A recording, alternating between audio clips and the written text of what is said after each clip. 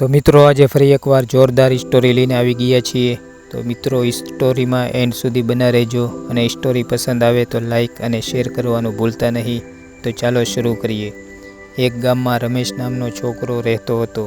તેને આખો દિવસ મોબાઈલમાં ગેમ રમવાની ખૂબ જ ટેવ હતી। તેના પિતા ખેડૂત હતા અને ખેતરમાં મહેનત કરતા। એક દિવસ પિતાએ રમેશને કહ્યું, બેટા આજે ખેતરમાં મારી મદદ કર।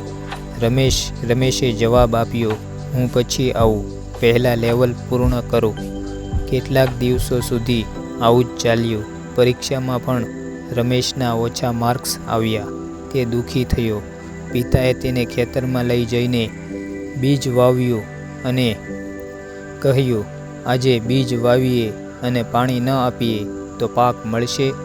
રમેશે કહ્યું, ના પપ્પા, પાક માટે નિયમિત સંભાળ જરૂરી છે। પિતા હસ્યા અને બોલ્યા, એ જ રીતે જીવનમાં મહેનત અને સમયનું મહત્ત્વ છે। ફક્ત મજા કરવાથી ભવિષ્ય સારું બનતું નથી।